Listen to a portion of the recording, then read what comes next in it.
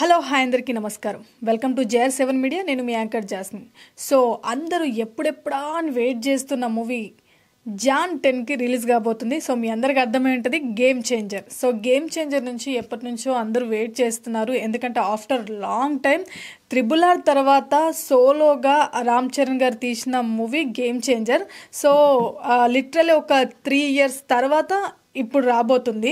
So దీనికోసం 3 years నుంచి చాలామంది వెయిట్ చేస్తున్నారు. అండ్ రామ్ చరణ్ ఫ్యాన్స్ కూడా చాలామంది ఎదురు చూస్తున్నారు. మనందరం ఎదురు చూస్తున్నాము. సో ఎప్పుడెప్పుడు అని. సో ఆ సమయం రానే వచ్చింది.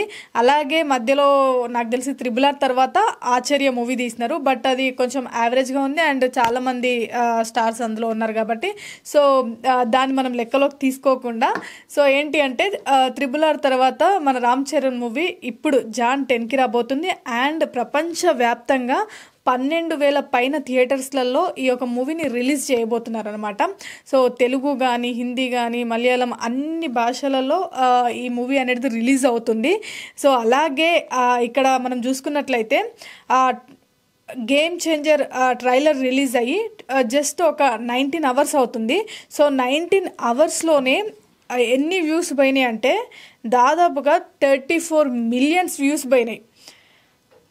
అసలు ఇదంతా చాలా షాకింగ్. అసలు సెన్సార్ టీమ్ కానీ అందరు ఫుల్ షాక్ అవుతున్నారు. ఎందుకంటే ఎప్పుడు ఇంతలా ఎప్పుడు వ్యూస్ అనేది వ్యూవర్షిప్ పోలేదు. సో గేమ్ చేంజర్కి ఒక జస్ట్ పెట్టి ఒక 19 hoursలోనే 34 million అంటే మిగతాయి కూడా మనం కంపేర్ చేసుకున్నట్లయితే ఒక టాప్ 5 మూవీస్ నేను చెప్తాను.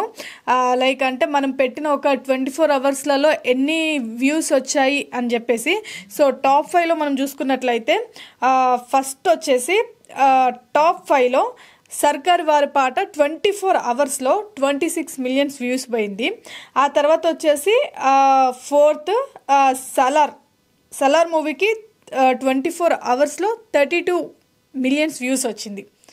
అలాగే టాప్ 3లో గేమ్ చేంజర్ ఉంది. సో గేమ్ చేంజర్కి ఇంకా 24 hours కూడా కాలేదు, జస్ట్ 19 hoursలోనే 34 million వ్యూస్ వచ్చింది. ఆ తర్వాత టాప్ 2లో వచ్చేసి గుంటూరు కారం ఉంది. అలాగే టాప్ 1లో వచ్చేసి పుష్ప 2 44 million వ్యూస్ వచ్చింది. లైక్ అంటే ఇప్పటికి 24 hours కూడా కాదు, కొంచెం ఎక్కువ అయింది. సో అలా దీన్ని బట్టి చూసుకున్నట్లయితే చాలా వరకు ఏమర్థమవుతుందంటే అంటే ఇంకా కొంతమంది ఏమంటున్నారంటే శంకర్ గారు రాజమౌళిని దాటేశారు అని చెప్పేసి కూడా అంటున్నారు చాలామంది రామ్ చరణ్ గారు ఫ్యాన్స్ కానీ బయట కానీ.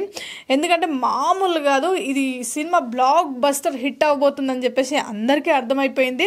యాక్చువల్లీ ఈ మూవీ ట్రైలర్లో కూడా మనం చూసుకున్నట్లయితే లైక్ ఎలా ఉందంటే ఒక పొలిటికల్కి సంబంధించి కూడా ఎక్కువగా దీంట్లో ఉంది చూపించారు. సో దానికి మనం ట్రైలర్ విషయానికి వస్తే ఒక సైడ్ ఏమో ఇద్దరు మొత్తానికి మనం ట్రైలర్ చూసుకున్నా కానీ మూవీ ఒక 2.5 hoursలలో ఏమ్రా అని అంటే ఇద్దరు రామ్ చరణ్లు ఉంటారనమాట. So double action. వాళ్ళు వచ్చేసి ఒకరేమో రాజకీయంగా పోరాటం చేస్తుంటారు, ఇంకొకరు వచ్చేసి ఏమో IAS ఆఫీసర్ అనమాట. సో వీళ్ళిద్దరూ 2 versions నడుస్తుంటాయి. ఇద్దరు అంటే ఒకరు రాజకీయంగా పోటీ పడుతుంటే ఇంకొకరు IASగా ఉంటారనమాట. అక్కడ రాజకీయంగా పెద్ద అన్న లెక్క అనమాట. ఇంకా సో తనకి ప్రాబ్లం వచ్చినప్పుడు తిను IASగా ఉన్న రామ్ చరణ్ గారు ఏం చేస్తారంటే ఆ ప్రాబ్లమ్ని అంటే CM లెవెల్లో ఉన్న ఆయనను కూడా కిందికి దించేస్తారనమాట టోటల్గా. సో మూవీ వచ్చేసి చాలా పవర్ఫుల్గా ఒక రేంజ్లో ఒక లెవెల్లో ఉంది. అసలు చూస్తుంటే అసలు ట్రైలర్ చూస్తుంటే గూస్ బంప్స్ వచ్చేసాయి అనమాట అందరికీ. ఇంకా మూవీ ఏ రేంజ్లో ఉండబోతుందో చూడవచ్చు. అలాగే మెయిన్గా సెన్సార్ టీం నుంచి వచ్చిన రిపోర్ట్ ఏంటంటే అది కూడా నేను మీకు చెప్తాను. సో వాళ్ళు మనకి ఏం చెప్పారు సెన్సార్ టీం నుంచి అని అంటే ఒక్క నిమిషం అది కూడా మీకు చెప్తాను. వాళ్ళ నుంచి వచ్చిన రిపోర్ట్ ఎలా ఉంది, లైక్ వాళ్ళు ఎలా స్పందిస్తున్నారు అని చెప్పేసి. సో యాక్చువల్లీ వాళ్ళు కూడా చాలా హ్యాపీగా ఫీల్ అవుతున్నారు ఈ యొక్క చూసి. సో US సర్టిఫికెట్ ఇచ్చేసింది ఆల్రెడీ సెన్సార్ టీం దీనికి. తర్వాత ఈ సినిమాని వీక్షించిన సెన్సార్ బోర్డ్ సభ్యులు సినిమా ఇంటర్వెల్కు ముందు వచ్చే హెలికాప్టర్ ఎపిసోడ్ చూసి షాక్ అయ్యారు.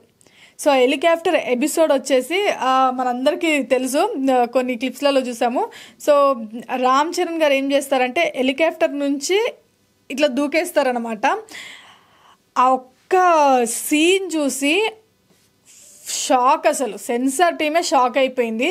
ఆ లెవెల్లో ఉంది అసలు. అంటే మనము చాలా వరకు చాలా సినిమాలలో చూసిన వరకు అయితే ఎట్లా చూస్తాము, ఒక ట్రైన్లో నుంచి కానీ ఒక బస్లో నుంచి కానీ ఇట్లా దూకేయడం ఇలాంటి సీన్స్ చూసాం. కానీ నాయన హెలికాప్టర్ నుంచి దూకడం ఏంద్ర నాయన అని ఒక కొత్తగా క్రియేట్ చేసినారనమాట మార్క్ అనేది. సో ఆ తర్వాత అప్పటి వరకు సినిమా మొదటి భాగం అంతా ఒక ఎత్తు అయితే 20 నిమిషాలు ఉండే ఆ సన్నివేశం మరో ఎత్తు అని వ్యాఖ్యానించారు సెన్సార్ టీం వాళ్ళు. ఇది చాలా అద్భుతంగా వచ్చినట్లు తెలుస్తుంది. తర్వాత రెండో భాగం నుంచి శంకర్లోని అద్భుతమైన దర్శకుడు బయటకు వచ్చాడని చెప్తున్నారు. సో చూసుకున్నట్లయితే శంకర్ గారు యాక్చువల్లీ అందరూ ఒకటే, శంకర్ గారు రాజమౌళి దాటేసినారు అబ్బా అని చెప్పేసి చెప్తున్నారు. కానీ అలాగే చిరంజీవి గారు కూడా లైక్ దిల్ రాజు గారికి కాల్ చేసినారు అంట. కాల్ చేసి so cinema blockbuster hit అవ్వబోతుంది, సో ఈవెంట్ ప్లాన్ చేద్దామని చెప్పేసి కూడా చెప్పినారంట. అండ్ ఈ ట్రైలర్ చూసిన ప్రతి ఒక్కరికి కూడా అలాగే అనిపించింది. ఎందుకంటే అన్ని మూవీస్ అంటే డిఫరెంట్ ప్యాటర్న్లో వాళ్ళు చూపించినారు. అంటే ఒక డబుల్ యాక్షన్ ఉండడము, అందులోనూ కూడా మళ్ళీ ఒకరు ఐఏఎస్ దాంట్లో ఉండడం, ఒకరు రాజకీయంగా ఉండడము. సో ఈ 2 వెర్షన్స్ రన్ అవుతూ ఉండడం దాన్ని క్లియర్ కట్గా చూపించినారు. అలాగే మూవీలో ఒక డైలాగ్ అనేది చాలా హిట్ అయిపోయింది. అంటే ఆ డైలాగ్లోనే ఒక పెద్ద అర్థం ఉంది. సో ఆ డైలాగ్ కూడా నేను మీకు చెప్తాను. సో డైలాగ్ వచ్చేసి మనం చూసుకున్నట్లయితే 100 ముద్దలు తినే ఏనుగు ఒక్క ముద్ద వదిలిపెడితే దానికి వచ్చే నష్టం ఏం లేదు, అది లక్షల చీమలకి ఆహారం అని చెప్పేసి రామ్ చరణ్ గారు చెప్పినారు. సో ఆ డైలాగ్ మీరు చూసుకున్నట్లయితే ప్రాక్టికల్గా మనం చూసుకున్నట్లయితే ఎంత చక్కగా చెప్పారు. అంటే ఒక పెద్ద మాట ఒక చిన్న డైలాగ్తో అందరికీ అర్థమయ్యే రీతిగా చెప్పినారు. ఆ డైలాగ్ కూడా మామూలుగా లేదన్నమాట. సో అది అంటే ఒకసారి మళ్ళీ రిపీట్ చేయాలనుకుంటున్నాను నేను. 100 ముద్దలు తినే ఏనుగు ఒక్క ముద్ద వదిలిపెడితే దానికి వచ్చే నష్టమేం లేదంటే నిజమే కదా, దానికి వచ్చే నష్టమేం ఉంటుంది చెప్పు. సో లక్షలు కోట్లు చేసేవాళ్ళు మనకి ఒక ముద్ద వదిలేస్తే మనలాంటి చీమలము ఈ యొక్క ఎంతమంది మనం బతకగలుగుతాం. సో డైలాగ్స్ కూడా రాసిన వాళ్ళు కానీ డైలాగ్స్ కానీ ఇవన్నీ ఎంత బాగా చిత్రీకరించారంటే చాలా బాగా, అంటే అందరికీ అర్థమయ్యే రీతిగా ప్రాక్టికల్గా ఏం జరుగుతుంది. మెయిన్గా ఈ మూవీలో వచ్చేసి శంకర్ గారు ఆల్మోస్ట్ ఒక 3 years ఈ స్టోరీని రాసుకున్నారంట. అంటే ప్రాక్టికల్గా మన చుట్టుపక్కల ఏం జరుగుతుంది, ప్రాక్టికల్గా మన లైఫ్లో ఏం జరుగుతుంది. సో లైక్ రాజకీయాలు కానీ పాలిటిక్స్ కానీ ఇంకా వాట్ ఎవర్ ఒక లైఫ్ ఎలా నడుస్తుంది, మన చుట్టుపక్కల విషయాలన్నీ ఆయన కంపేర్ చేసుకుంటూ అవన్నీ చూస్తూ దాదాపు ఒక 3 years ఈ స్టోరీని ఆయన రాసుకున్నాడు తన ఓన్గా. ఎప్పుడో అంటే ఆల్మోస్ట్ అప్పట్లోనే చెప్పాడు ఒక మంచి స్టోరీతోని, ఒక ప్రాక్టికల్ స్టోరీతో నేను వస్తాను అని చెప్పేసి. అండ్ ఈ ట్రైలర్ చూసిన వాళ్ళు కూడా చాలా వరకు అందరిది ఒకటే ఏంటి అంటే ఇంకా చాలామంది కూడా ఏమన్నారంటే లైక్ ఒక రాజకీయ పరంగా ఒక మూవీని, ఒక పొలిటికల్ మూవీని తీస్తే ఎలా ఉంటుందో సో అంత క్లియర్ కట్గా అంటే పొలిటికల్ గురించి అంత క్లియర్గా చూపించినారు అని చెప్పేసి. ఆల్మోస్ట్ నాకు తెలిసి ఇది 3Rని కూడా దాటిపోతుంది.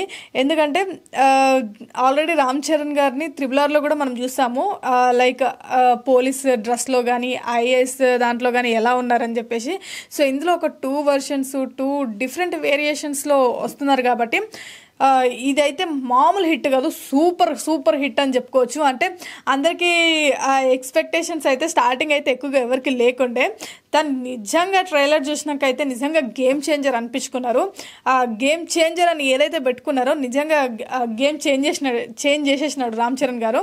ఎందుకంటే మూవీ వచ్చేసి ఏదో సరదాగా అలా ఇలా కాకుండా ఒక ప్రాక్టికల్ నాలెడ్జ్, ప్రాక్టికల్ లైఫ్ గురించి తీసినారు కాబట్టి మనం చూసుకున్నట్లయితే ప్రాక్టికల్గా తీసేయడం ఎక్కువ హిట్ అవుతుంటాయి. అందులోనూ ఈ ట్రైలర్ చూశాక అండ్ ఏంటంటే అసలు 19 hours లో 34 million వ్యూస్ అంటే ఇది అసలు అందరు షాక్ అవుతున్నారు. సో మొత్తానికైతే జాన్ 10లో 10కి సో గేమ్ చేంజర్ మూవీ అయితే రాబోతుంది. సో మనందరం వెయిట్ చేస్తున్నాం కాబట్టి సో ఎట్టకేలకు గేమ్ చేంజర్ రామ్ చరణ్ గారిని మళ్ళీ థియేటర్లో చూడబోతున్నాము. So super duper hit blockbuster అవ్వబోతుంది కాబట్టి ఈ సినిమా మనందరం కూడా సినిమాని చూద్దాం. సో సూపర్గా ఉంది. ఇలాంటి మూవీస్కి మనం ఖచ్చితంగా వెళ్ళి చూస్తే ఇంకా బాగుంటుంది. సో ఇది అంటే ఇప్పటి వరకు ఉన్నది. సో చూద్దాం జాన్ 10కి మూవీ చూసాక సో ఎలా ఉందో దాని గురించి కూడా ఇంకొక రివ్యూ కూడా నేను మీకు చెప్తాను. So thank you.